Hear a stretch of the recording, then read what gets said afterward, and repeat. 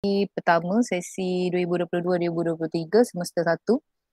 Okay, iaitu dengan kita bincanglah soalan latihan yang saya pernah bagi pada awak untuk dijawab pada waktu cuti untuk refresh balik apa yang kita dah belajar waktu tingkatan 4 dulu supaya bila masuk tingkatan 5 ni awak akan lebih bersemangat lah.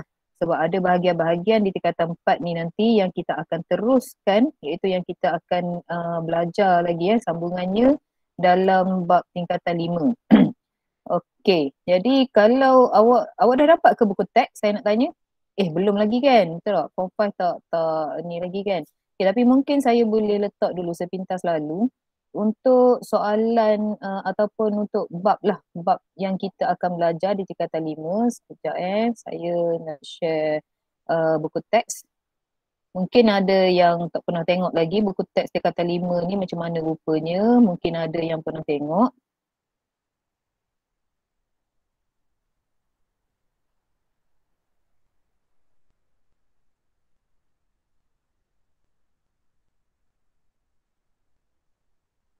Okay, boleh nampak tak sekarang ni gambar buku teks? Boleh. Okay, jadi ini adalah buku teks kita yang dipakai satu Malaysia, seluruh negara pakai buku teks yang sama. Sebab tu kalau perhatikan buku teks ni boleh bergerak. Maksudnya kalaulah masa form 4 dulu awak daftar di sekolah kita, lepas tu tiba-tiba awak pindah ke sekolah lain, awak boleh bawa lah buku tu pergi ke sekolah lama. Jadi buku teks kita ni standardized dipakai satu Malaysia. Untuk kata 5 ni warna biru. Jadi seperti biasalah ada rupa negara dan sebagainya. Dan kalau tengok nama penulis tu, salah seorang penulis yang menulis tu kawan saya lah. Kalau perasan, tapi bukan dengan set awak kot, dengan kata 5 tahun lepas kot. Saya selalu akan kontak Cikgu Khairul ni sebab Cikgu Khairul ni kawan baik saya ni sebenarnya. Cikgu Khairul Anwar ni. Sebab adalah benda-benda dalam buku teks, biasalah buku teks permulaan kan, mungkin takut ada error dan sebagainya. So saya selalu discuss lah dengan Cikgu Khairul ni. Jadi ini nama penulis-penulisnya. Kemudian kalau kita tengoklah kepada kandungan, benda apa yang kita akan belajar. Jadi kalau perhatikan di sini, kita ada 7 tajuk yang merangkumi 4 tema. Kalau tema pertama, kita ada mekanik Newton. Sama juga dengan tingkatan 4 dulu, tema 1 pun mekanik Newton. Tingkatan 4 dulu kita belajar bab 1 daya dan gerakan 1. Situlah yang awak belajar pasal inersia, pasal momentum, pasal impuls dan sebagainya. Tapi naik tingkatan 5 kita belajar daya dan gerakan 2. Ada 4 subtopik yang kita akan belajar nanti. Mungkin awak dah tengok saya harap awak dah buat dah bacaan dan juga latihan yang saya minta awak jawab dalam modul tu muka surat 1 hingga muka surat 6 yang melibatkan daya paduan. Buat dah ke tak lagi? Nak tanya, dah buat ke belum? Tak jawab. Dah ke belum? Ada sesiapa dah buat boleh jawab? Kita buat ada sikit. Buat ada sikit. Okey. Hari lain? Macam mana tu? Kalaulah saya tanya, apakah yang dimaksudkan dengan daya paduan? Daya paduan tu gapo? Siapa boleh jawab? Apa dia daya paduan?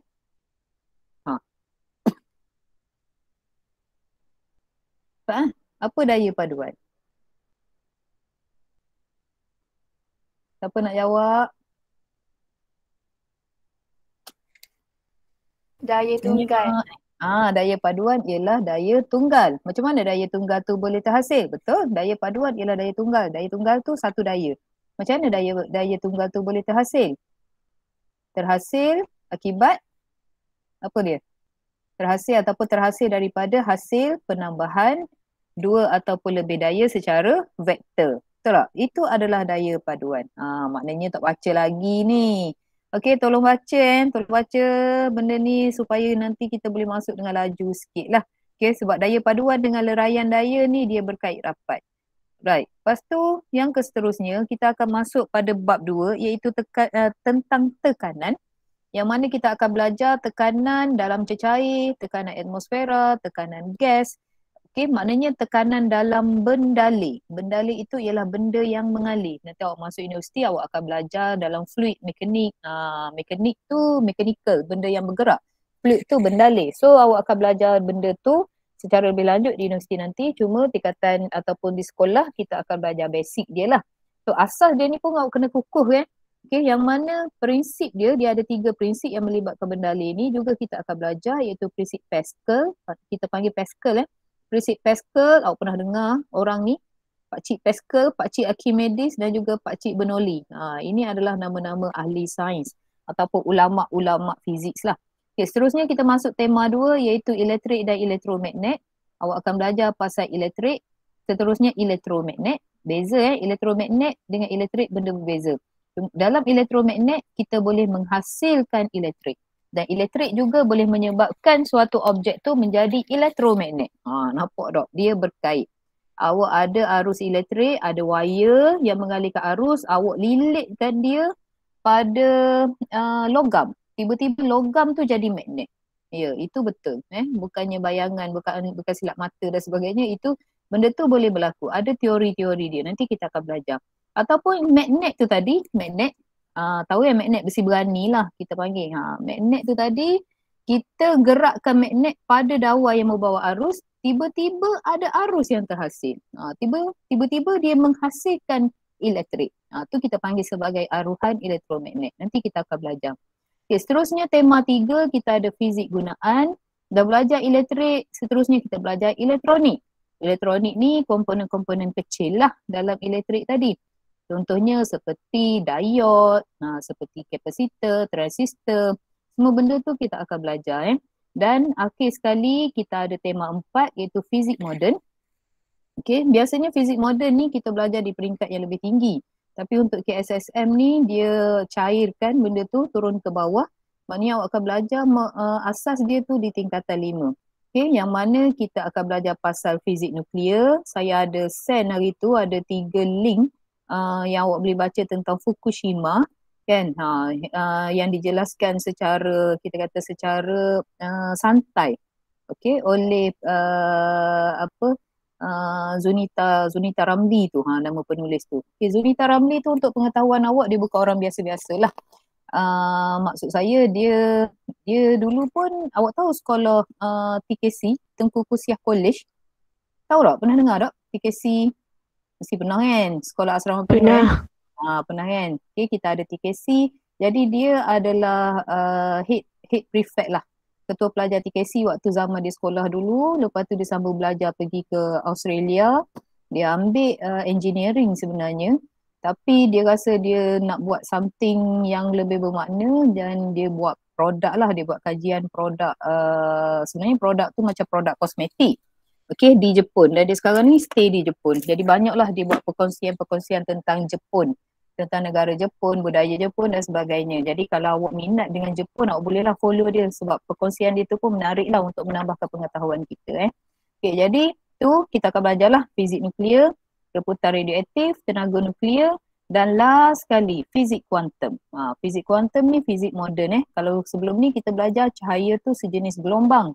Tiba-tiba masuk fizik kuantum, dia kata cahaya ni bukannya gelombang. Cahaya ni sebenarnya adalah zarah. Nanti confuse pula awak macam apa pula jadi zarah. Okey, nanti kita akan debatkan dalam fizik kuantum ni nanti. Jadi itulah yang kita akan belajar dalam buku teks ditulis ini sehingga 247 muka surat ataupun sampai indeks 256 muka surat, tetapi ketahuilah okey, fizik ni dan juga subjek-subjek lain sama juga ataupun kita kata cabang ilmu. Bukan hanya berlandaskan kepada buku teks sahaja. Maksud saya benda tu lagi besar daripada apa yang terkandung dalam buku teks. Jadi seharusnya lah pembacaan kita tu ataupun kita kata kita sendirilah, awak sendiri kena aktif untuk mencari pengetahuan-pengetahuan tambahan. Okey, boleh excited tak nak belajar? Kau tak tahu nak rasa ke apa? Nah, kita akan habiskan benda ni paling tidak, paling lambatlah 7 bulan. Okay, sebab biasanya bulan ke-8 tu ataupun bulan ke-9 awak dah trial dah. So kita kena habiskan benda ni cepat supaya kita boleh buat latih tubi dan seterusnya kita akan inilah periksa percubaan dan sebagainya lah. Okey, itu sahaja untuk pengenalan bagi bab-bab yang kita akan belajar di tingkatan 5 ni. Okay, seterusnya tanpa buang masa lah saya nak jemput untuk pelajar yang pertama membentangkan soalan nombor 1. Nat ready Nat? Boleh share screen Ready.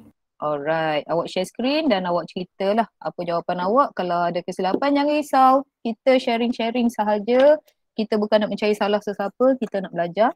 Okay, so kita akan bincang sama-sama dan saya akan betulkan. Okay, dipersilakan.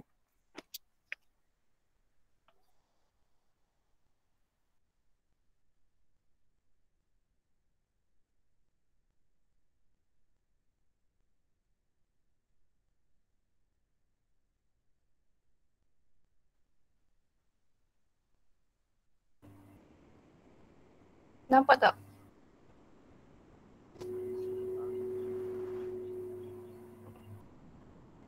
Ada corak-corak lagi belakang. Ada background. Okay, silakan. Rajah 1 menunjukkan graf hal laju graf hal laju melawan masa bagi sebuah kereta mainan. 1A, apakah yang dimaksudkan dengan hal laju? Hal laju ialah sesaran per masa atau kadar perubahan sesaran. Ya, betul. Itu jawapannya. Okay, seterusnya. B, berdasarkan rajah 1, tandakan right pada jawapan yang betul dalam kotak yang disediakan. Kereta itu bergerak dengan pecutan sifar pada PQ. Pecutan sifar pada PQ. Ni PQ. Pecutan sifar sebab ni graf hak laju melawan masa. Kalau dia mendatar jadinya pecutan tu sifar. Kalau dia Q ke R ni pecutan dia pecutan negatif.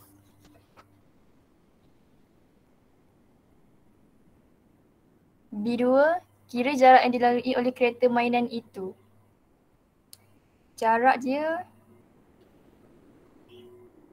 laju kena darab dengan masa. Jadinya untuk yang ni 5 darab dengan 2 dapat 10 meter. Untuk yang ni Q dengan R ni 1/2 darab 10 darab 2 dapat 5. Lepas tu kita total dapat jawapan dia 15 meter. Okey, betul semua jawapan dia. Ada soalan ke nak tanya kawan-kawan yang lain? Ataupun secara mungkin secara ringkasnya kita boleh kata jarak yang dilalui itu tadi, laju nak tutup dah. Jarak yang dilalui ialah luas di bawah graf kan. Jadi kita perhatikanlah luas di bawah graf tu tak apa Nat. Saya letak soalan saya. Okey, saya share yang saya. Okay, jadi kalau kita perhatikan luas di bawah graf, kita ada dua bahagian lah. Okay, yang pertama kita ada bentuk segi empat. Macam soalan terakhir lah gitulah juga kan. Kita belajar kan. Kita ada pertama bentuk segi empat dan yang kedua kita ada bentuk segi tiga. So terpulanglah kepada awak sama ada awak nak buat bentuk segi empat ni A campur dengan B campur segi tiga ataupun mungkin ada pelajar yang terus buat bentuk trapezium. Jadi kita nampak ni semua trapezium. Macam mana nak kira trapezium? 1/2 darab dengan kan nak kira trapezium. Hasil tambah dua sisi selari. Betul tak? So sisi selari kita ada sisi di atas dan juga sisi di bawah tu. Okay, bahagian atas tu kita ada panjang kita 5 di sini. 5, bawah kita ada 10. So 5 tambah dengan 10, kan? 10, 5, dua sisi selari, darab dengan tinggi. Tinggi kita ialah 2, darab 2. Jadi kita akan dapat direct 15 meter. Actual unit kena tulis baru dapat jawapan. Saya nak tanya awak dengar bising ke? Sebab ada orang mesej rupuk ni tepi saya ni. Bunyi bising ke bunyi suara saya jelas? Jelas. Jelas kan? So cikgu jelas. Jelas. Okay, good. Okay, seterusnya soalan nombor 2. Tapi macam ada je ni Aisyah. Aisyah ada ke Aisyah? Aisyah boleh bentang ke? Ada. Ada. Tapi boleh bentang ke? tak boleh nak share screen. Tak boleh nak share screen. Sebab pakai pakai phone ke macam mana? Line. Oh, line. Aisyah kat mana ni Aisyah? Kat rumah, tak datang sekolah hari ni. Okay. Lepas tu macam ni saya tunjuk lah Saya tunjuk ni awak ceritalah, okey. Boleh? Kalau gini Syah, kalau awak snap gambar, send dekat group, saya tayang. Boleh. Sekejap. Alright.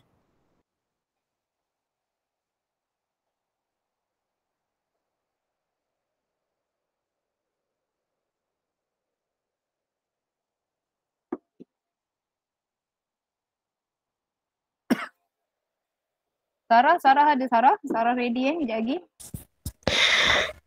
Ada. Ataupun kita start dengan Sarah dulu boleh tak? Cikgu, saya Ya. tak ada share screen sebab saya pakai phone. Oh, tak ada Laptop share tu screen juga. mak saya guna. Okey, lepas tu awak snap gambar lah juga atas. Okey, yang Okey, mana cikgu. tak boleh share screen, boleh ambil tindakan sekarang lah. Snap gambar.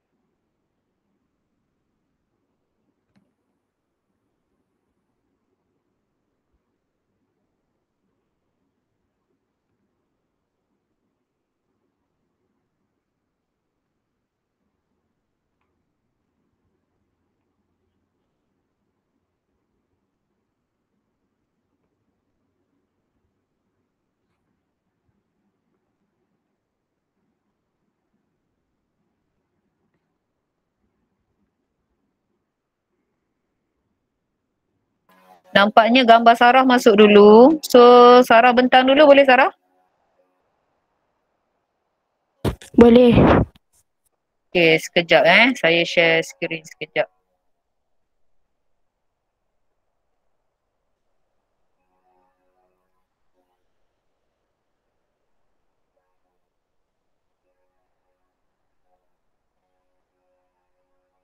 Oh, sekejap. Saya masuk kod ni lah, senang.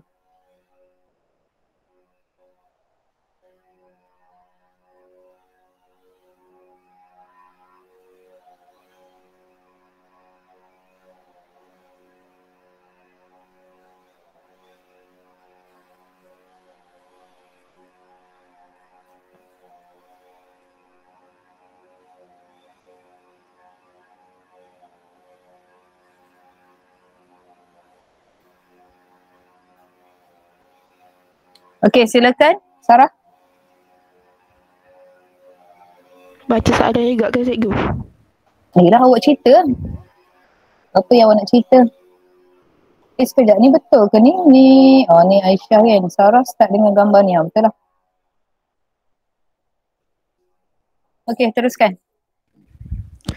Darjah 3 menunjukkan sebatan termometer merkuri yang belum ditentu ukur dimasukkan ke dalam air tuling yang sedang melebur dan air tuling yang sedang mendidih untuk menentukan takat tetap bawah dan takat tetap atas. Nyatakan prinsip kerja termometer itu. Prinsip keseimbangan terma. Okey, prinsip keseimbangan terma. Okey, secara peribadi kan, soalan ni sebenarnya macam quite confusing kan, betul tak? Okay, dia tanya prinsip kerja termometer itu. Mungkin akan ada yang jawab macam ginilah, mengembang dan mengucut secara seragam. Bagi saya kalau peksa awak jawab gini pun dia akan terimalah sebab soalan ni tidak jelas. Dia tanya prinsip kerja, maksudnya macam mana termometer itu bekerja. Jadi kita ada banyak jawapan sebenarnya di sini. Kalau kata mengembang dan mengucut secara seragam tu pun ataupun mengikut prinsip pengembangan cecair akan mengembang bila mendapat haba ke, tu pun diterima sebenarnya kalau bagi pendapat saya lah. Okey, tapi kita kaitkan dengan konsep lah, konsep yang kita belajar bahawasanya untuk termometer ni konsepnya ataupun prinsipnya ialah prinsip keseimbangan terma, yang mana suhu objek adalah sama dengan suhu termometer kan. Okey, yang tu. Seterusnya yang kedua, sekejap saya buka kod ni. Sekejap. Saya buka kat ni lah. Okey. Kalau perlu saya conteng masih masuk ke tu. Okey, seterusnya. Berdasarkan Raja 3.1, tentukan panjang terus cecari dalam termometer pada takat tetap bawah L0 dan pada takat tetap atas L100. L100 saya buat 9.3 dapat 6 cm. L0 saya buat 6.3 dapat 3 cm. Okey, soalan ni sebenarnya awak faham tak apa yang dia nak? Nak tanya. Awak dapat sini 6 cm, ni 3 cm sebab awak tolak dengan 3 kan? Betul tak? Betul. Okey, sebab awak tolak dengan 3 tu kita kata takat kosong kan? L0 dia tu 3. Okey, sebenarnya dia cuma nak panjang turus cecair. Maksudnya dia nak panjang dari bawah. Dari bawah tu naik ke atas. Jadi sebenarnya untuk soalan ni awak ambil direct je gambar ni. Panjang turus cecair ni 3 cm. Okey, pada L0. Panjang dia 3 cm. Tu jawapan dia. Panjang dia 3 cm. Tapi pada L100 panjang dia 9 cm. Maknanya panjang turus cecair. Okey, dari bawah ni. Bukannya dari skala kosong. Bukan. Dia nak dari bawah. So soalan ni sebenarnya direct je. Dan kalau perhatikan pun markah kita satu markah sahaja soalan ni. Jadi bila satu markah dia nak dua benda, maknanya soalan tu tak susah sangat lah. Okey, jelas ke orang lain? Orang lain? Jelas. Jelas Okey, jadi begitu dah. Jawapan kita tak perlu tolak dengan 3. Direct kita ambil. Seterusnya, Sarah? 2. Termometer merkuri itu kemudian digunakan untuk mengukur suhu cecair M.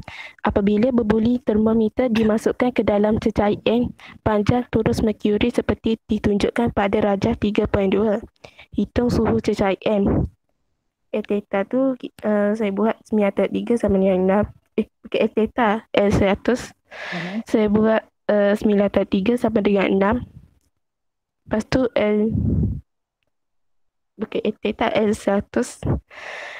L theta pula saya buat 4.5 tolak 3 dapat 1.5. Untuk dapatkan theta. Buat apa cikgu? Tak ada apa? Teruskan. Untuk dapatkan theta saya buat 1.5 bahagi 6 darab 100 darjah Celsius. Dapat jawapan 25 darjah Celsius. Okey, betul jawapan awak tu betul. L100 maknanya panjang dia ialah 6 cm. 9 tolak 3 tu 9 cm lah kan? Betul tak? Panjang dia. Saya suka sebenarnya bila awak buat diagram gini. Okey, yang ni bagus. Okay, bila awak buat diagram gini, awak akan nampak secara visual dia. Bila 100 panjang dia 9. Kita nak cari theta kan? Theta kita dibagi panjang 4.5. Tapi adakah 4.5 panjang theta ke kosong? Ni sebenarnya diagram awak ni silap sikit kan? Betul tak Sarah? Sebenarnya theta ni sampai ke bawah kan? 4.5 kan? Betul Sarah? Betul. Diagram ni silap kan? Betul kan diagram ni sikit? 4.5 ni sebenarnya sampai bawah. Sebab kalau theta ke kosong ni panjang kita 1.5. Tapi awak buat diagram gini awak akan nampak dengan lebih jelas lah. Baguslah diagram ni. Jadi maknanya kita kena tolak lah. Kita nak suhu theta tu berapa. Jadi betul jawapannya ialah 25 darjah Celsius. Okey. Seterusnya soalan C. Last kali.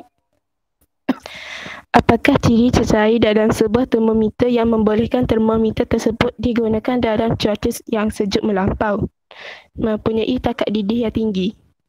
Okey, mempunyai takat didih yang tinggi.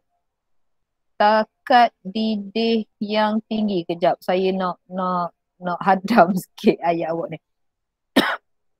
Alright, dia gini. Apa maksud cuaca yang sejuk melampau? Ataupun kita kata tempat mana yang cuaca dia sejuk melampau? Kawasan mana? Kawasan mana Kutub utara cuaca ke dia? cikgu? Okey, kutub. Betul lah, kawasan kutub. Kutub utara, kutub selatan.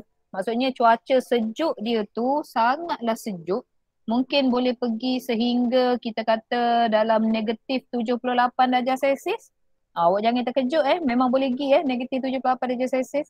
Even di negara-negara biasa pun, saya pernah experience, saya pergi ke York sebelum ni, cuaca pagi tu negatif 4. Dah lah saya tiba-tiba saya saya terperangkap luar rumah dengan just pakai waktu tu pakai sweater je.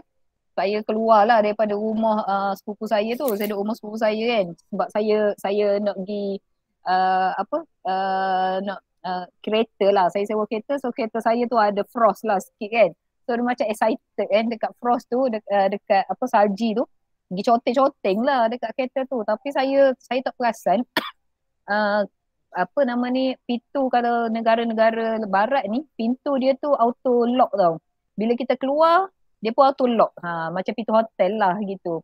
Jadi kita orang ni terkurung lah kat belakang, kat belakang lah, kat luar. Saya dengan kawan saya lah waktu tu berdua. Sepupu saya duduk bilik kat atas. Jadi suhu waktu tu negatif 4 darjah Celsius. So benar-benar sejuk gila lah. Padahal duduk kat luar tu berapa minit je pun. Tapi negatif 4 tu benda yang normal. Ceritanya benda normal. Kalau suhu ekstrim ni lagilah sampai boleh cecah negatif 78 dan sebagainya. Okey, jadi bila sejuk melampau, maknanya suhu tu negatif, apa akan berlaku kepada cecair? Cecair dalam termometer, cecair tu boleh beku, betul tak? Kan, cecair tu boleh beku. Jadi kita nak elakkan cecair tu beku supaya termometer ni tadi boleh mengukur suhu. Soalan saya, okey, benda apa yang, apakah faktor ataupun kita kata benda apa yang dapat mengelakkan cecair tu beku ataupun kita kata takat lah, sebab sini awak ada awak tulis takat didih ni. Kita ada dua takat, satu takat didih, satu takat beku. Hak mana yang lebih penting? Takat didih ke takat beku? Takat beku.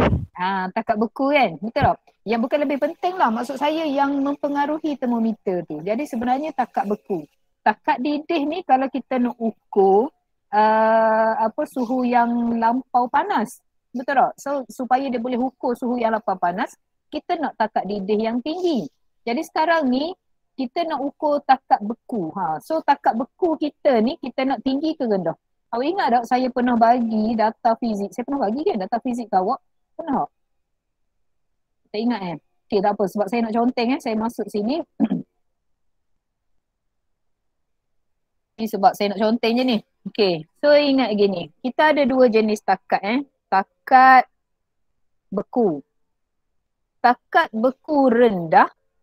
Apa maksud takat beku rendah dan takat beku tinggi? Sama juga dengan takat didih. Kita ada dua juga. Takat didih rendah dan juga takat didih tinggi. Apa maksud dia? Okay, kalau saya buat termometer ni, termometer saya. Okay, let's say lah takat beku kita biasanya sini. LO. Takat beku kita kosong lah. Let's say 0 degree kita LO sini. Takat didih kita sini. Contohnya L100. Ni untuk cecair air biasa. Untuk takat didih pada suhu 100 darjah Celsius. Okay, maksud takat beku area sini kan? Betul tak? Area sini. Takat beku rendah, maksudnya dia boleh ukur suhu yang lebih rendah daripada kosong saat ni. Faham tak? Takat beku rendah ni maksudnya boleh ukur suhu yang lebih rendah. Tu takat beku rendah. Kalau takat beku tinggi, maknanya takat dia ni duduk di atas. Bila sampai sini, contohnya cecair tu tadi beku. Okay, let's say lah sini 20. Allah, saya terganggu ni sebenarnya ni. Orang mesej rupuk sampai sini dah ni. Sekejap boleh tak? Sekejap saya nak suruh dia pergi ke lain dulu. Sekejap.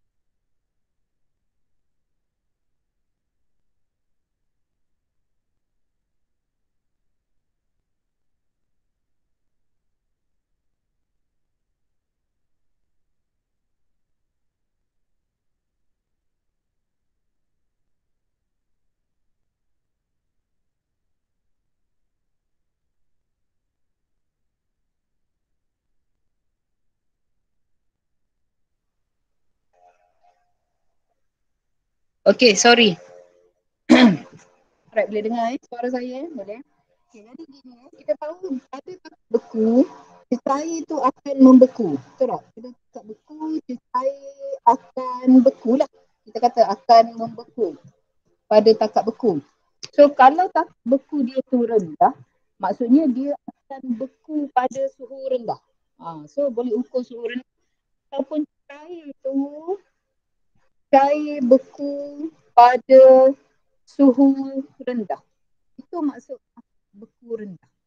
Kalau takak beku tinggi, maknanya cair itu beku pada suhu tinggi. Okay, jadi kalau dia beku pada suhu tinggi, dia tak boleh ukur lah takak beku yang lebih rendah daripada tu. Dia faham ke maksud saya? Saya pun lupa nak buka kamera. Tak boleh nampak gaya saya. Tak apalah, tak payah buka lah. Kalau didih pula, kita tahu takak didih tu maksudnya cair tu tadi akan mendidih. So, kalau takak didih rendah ni, maksudnya dia akan mendidih pada suhu rendah. Pada suhu rendah. Kalau takak didih tinggi, dia akan mendidih pada suhu tinggi. Jadi sekarang ni, kita nak termometer tu tadi supaya dapat guna pada cuaca yang sejuk melampau. Macam saya katalah, let's say lah cuaca kita ialah negatif 70 darjah Celsius. Kalau lah takak beku kita, okay, takak beku kita ialah negatif 10 darjah Celsius, let's say. Boleh tak nak ukur suhu kawasan tu kalau dia negatif 70? Tak boleh lah kan? Betul. Jadi kita kena rendahkan lagi takak beku kita supaya, maksudnya bukan rendahkan takak beku, kita guna cair yang takak bekunya lebih rendah. Contohnya apa? Kita ada alkohol, cair yang lebih rendah dan sebagainya. Maknanya bukannya kita pakai mercury lah. Kita tahu termometer kan, dia ada banyak kan, termometer mercury, termometer alkohol dan sebagainya. So kita akan pakai cair yang mempunyai takak beku yang lebih rendah. Itu jawapannya yang lebih sesuai di sini. So, jawapan di sini yang lebih sesuai ialah takak beku rendah. Boleh faham ni? Boleh. Boleh. Okey, seterusnya dah habis dah soalan nombor 3. Kita pergi kepada soalan nombor 2. Aisyah ready Aisyah? Ready.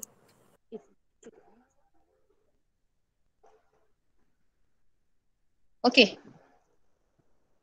Silakan.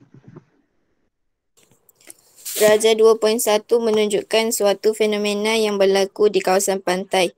Terdapat perbezaan panjang gelombang antara kawasan P dan kawasan Q. A. Namakan fenomena gelombang yang ditunjukkan dalam Raja 2.1. Pembiasan gelombang. Okey, betul. Jawapannya pembiasan. Seterusnya. B.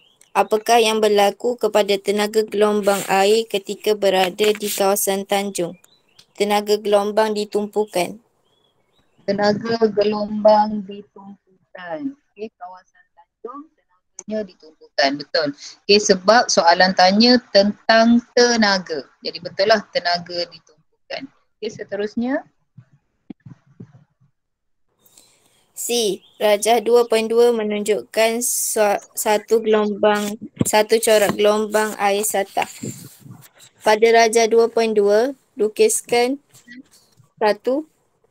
satu anak panah mewakili arah perambatan gelombang air dalam kawasan air cetek. 2. Roman, corak muka gelombang selepas melepasi titik R di kawasan air cetek. Okey. Jadi ni gambar dia. Okey, tak apalah saya tolong awak lah ya. Awak tak boleh nak scroll dah apa dah semua kan. Jadi yang pertama kita kena buat anak panah mewakili perambatan ni lah. Kena ada anak panah ni.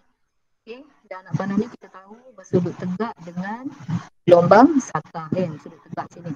Okey, kemudian kita buat garis normal. Kawasan dalam ke kawasan cetek. Bagus Aisyah. Terima kasih banyak awak tolong bantu kawan-kawan di sini. Jadi taklah sikit markah ni, betul dia akan dibiaskan mendekati normal.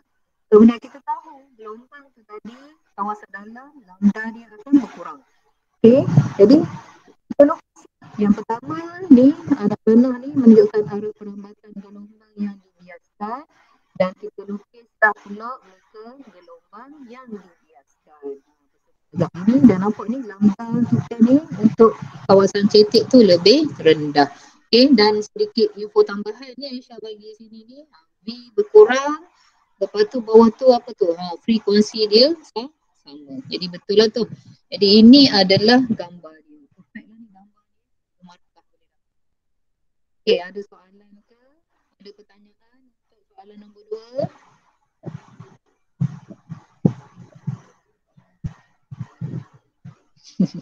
Senyap semua. Ada pertanyaan ke tak ada? Tak ada. Tak ada. Okey. Seterusnya soalan nombor 4. Nombor 4 siapa nombor 4? Ni siapa ni yang hantar ni? Syahira nombor berapa Syahira? Nombor 5 cikgu.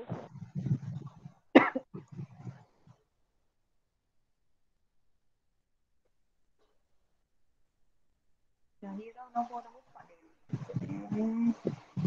Nombor 5 Syahira. Nombor 4 AB Nuri. Saya cikgu. Okey, boleh share screen? Boleh. Boleh.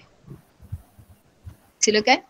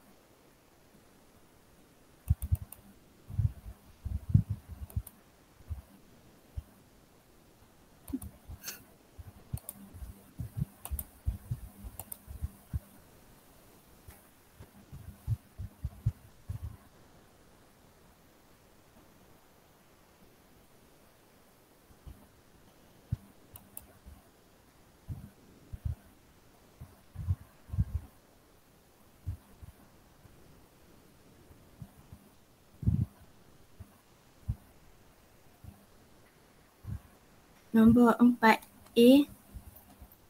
Raja 4.1 menunjukkan satu objek diletakkan di hadapan kanta cembung. F ialah titik fokus kanta cembung tersebut. A1. Apakah yang dimaksudkan dengan titik fokus F bagi sebuah kanta cembung? Satu titik yang terletak pada paksi utama di mana sinar cahaya yang selari dengan paksi utama akan menumpu pada titik ini selepas melalui kanta. 4A2. Pada rajah 4.1, lukiskan gambar sinar rajah sinar untuk menunjukkan bagaimana imej bagi objek tersebut terhasil. Imej tu terbentuk di antara F dengan 2F. Okey, betul. Saya nak highlight yang sikit markah ni. 3 markah. Markah yang kita akan lukis itu iaitu garisan flat to F. Cikgu. Cikgu. Nuri boleh tak awak? Cikgu. Ya? Suara cikgu macam tak jelas. Suara saya tak jelas Dia macam kadang-kadang bunyi slow, kadang-kadang bunyi kuat. Itulah sebab saya pun saya cakap gini. Kelam pun. Jangan ni tak. Saya kena jerit kot. Dengar? Boleh tak? Boleh dengar? Saya tutup kipas. Boleh dengar? Boleh cikgu. Boleh.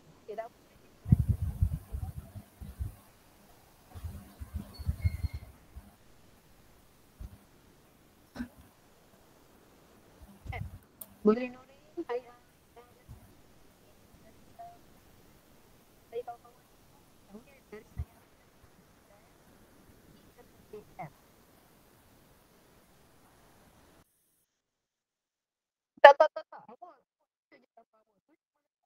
Tak dengar lagi cikgu.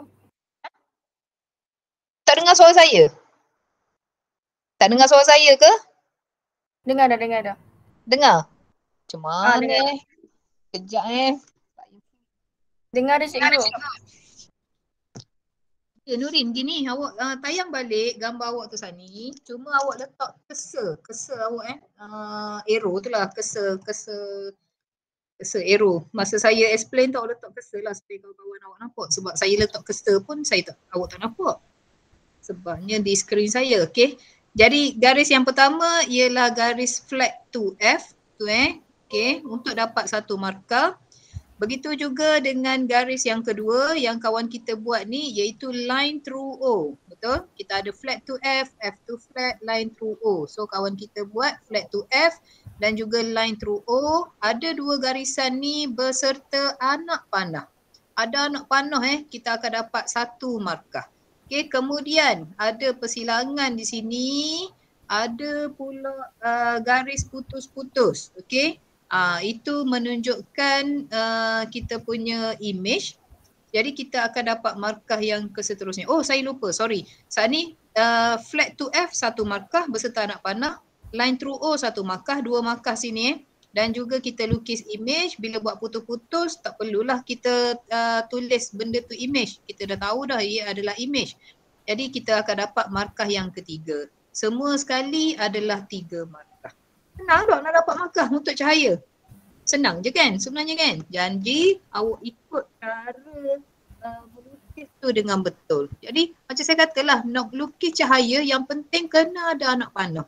Kalau tak ada anak panah, awak tak dapat markah tau. Macam saya kata tadi flat to F dengan anak panah. Kalau tak ada anak panah, kosong terus. Line through O dengan anak panah, dapat markah yang kedua. Okay, let's say awak tak buat anak panah, tiba-tiba dapat image je. Kan, awak buat image, buat putus-putus image tapi image tu pula anak panah dia kena ke bawah kan. Nak menunjukkan dia songsang. Tapi awak tak buat anak panah ke bawah, tertinggal. Bukannya buat anak panah ke atas tak, tapi tak buat anak panah ke bawah. Jadi awak still tak dapat markah ketiga. Jadi penat-penat buat tengok markah kita kosong. Jadi tak usah lah gitu benda-benda yang kecuaian kita lah. Jadi kalau boleh kita elakkan. Alright, seterusnya. B. B1. Sebuah kantar cekung mempunyai panjang fokus 20 cm. Satu objek diletakkan 15 cm di hadapan kantar tersebut. Hitung jarak imej yang terbentuk V. F yang ia bagi 20 cm, U 15 cm dan kita perlu cari V, iaitu jarak imej. Saya guna persamaan kantar nipis nak cari V tu. Saya dapat negatif 60.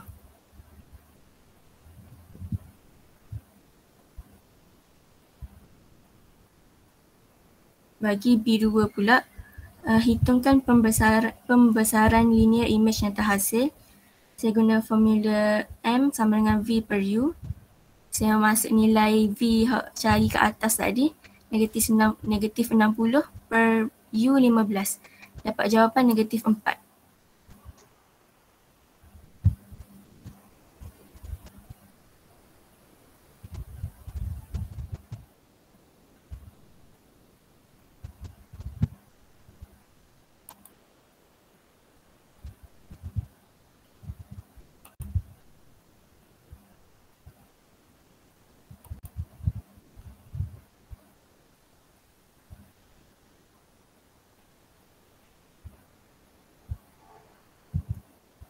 Awak dengar ke suara saya? Mesti awak tak dengar kan?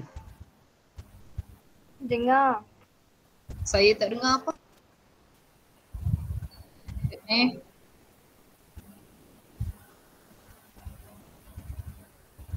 Dengar ke suara saya? Dengar. Dengar. Saya tak dengar. Saya nampak. Seolah-olah awak bercakap tapi saya tak dengar apa-apa. Apa ni? Aduhai. Oh, dengar suara saya. Tapi saya tak dengar suara awak. Aish, masalah sungguhlah.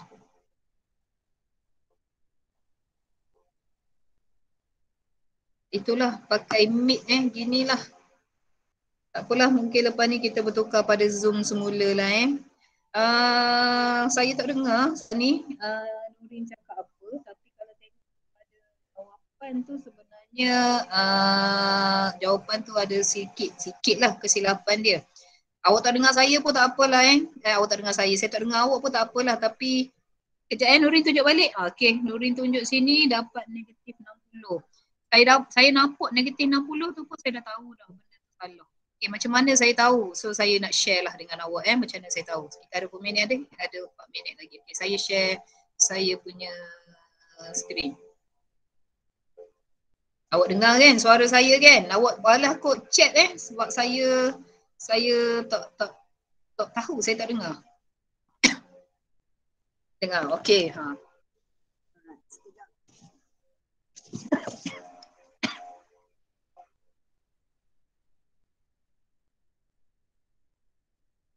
Okey, baiklah. So kalau awak dengar suara saya, tak apa, tak ada masalah. Yang penting awak dapat input, awak dengar. Saya tak dengar suara awak, tak apa, tak ada masalah. Yang penting awak dengar saya.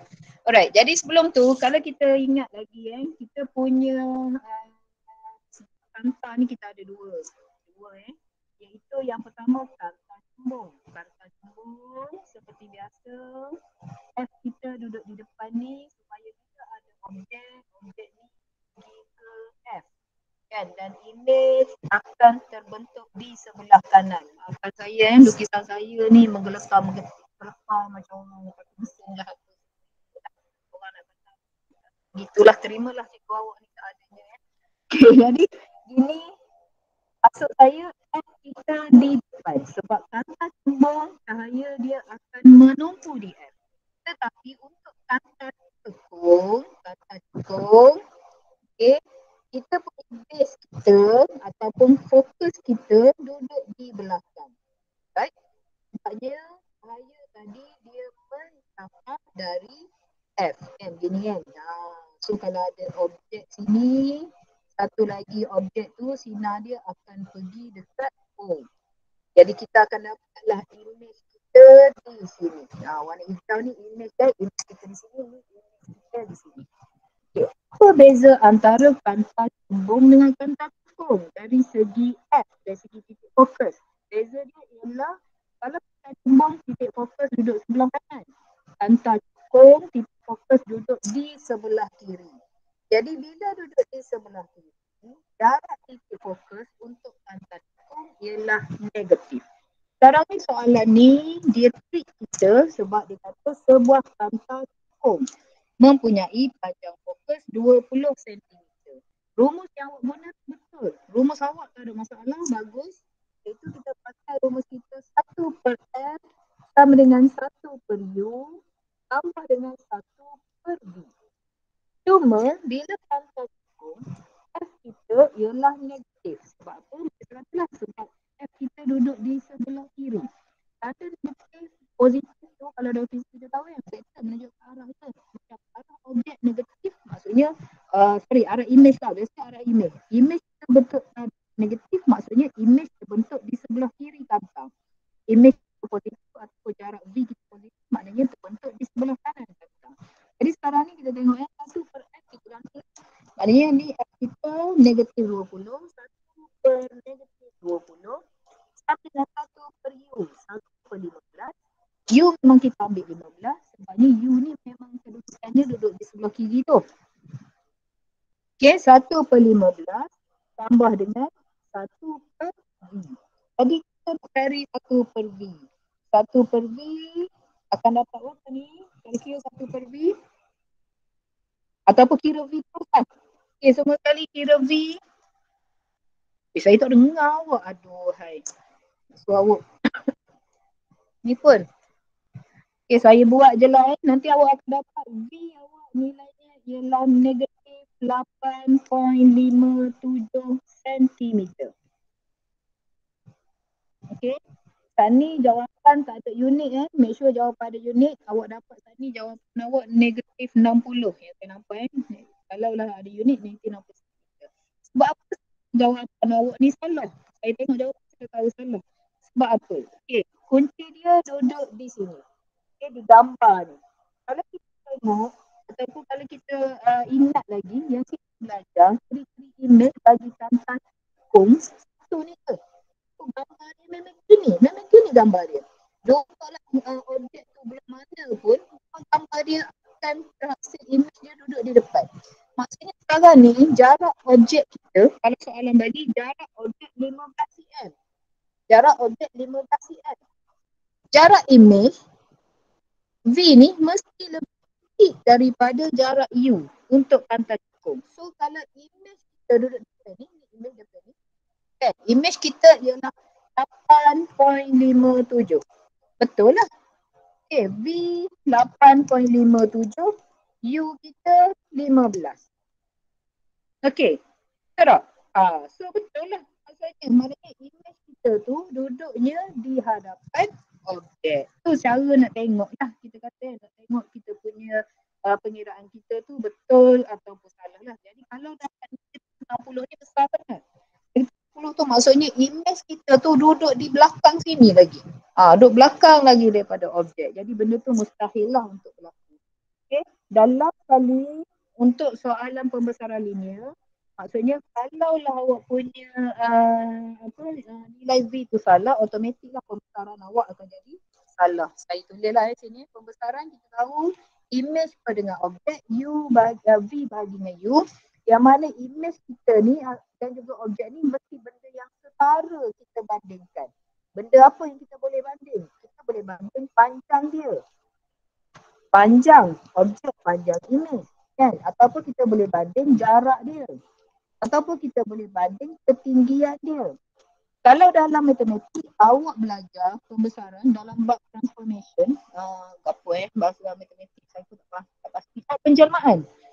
Sebab saya mengajar dulu in English, penjelmaan kan. Kalau dalam penjelmaan, awak akan banding luas dia.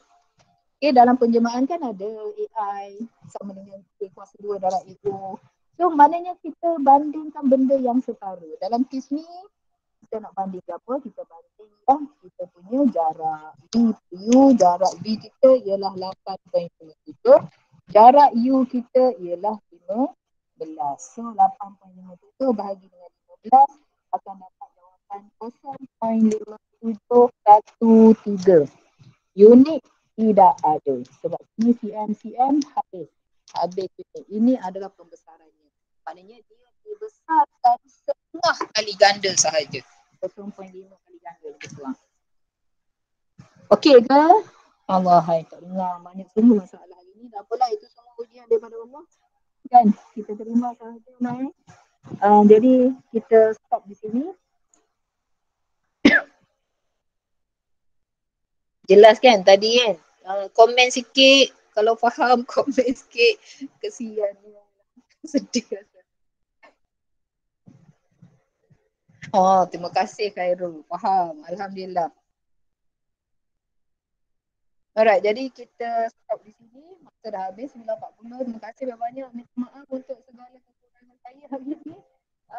Jadi kita akan jumpa hari Khamis. Kan? Hari Khamis. Baiklah. Dan juga jangan lupa lah baca dalam modul tu sebab nanti bila masuk bab ni memang saya akan masuk laju lah juga. Alright, itu sahaja. Terima kasih banyak-banyak. Mohon seorang pelajar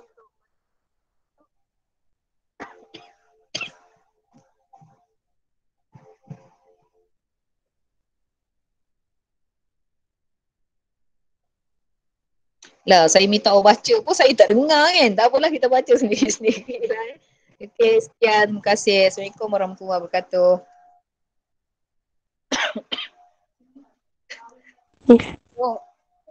Tak dengar.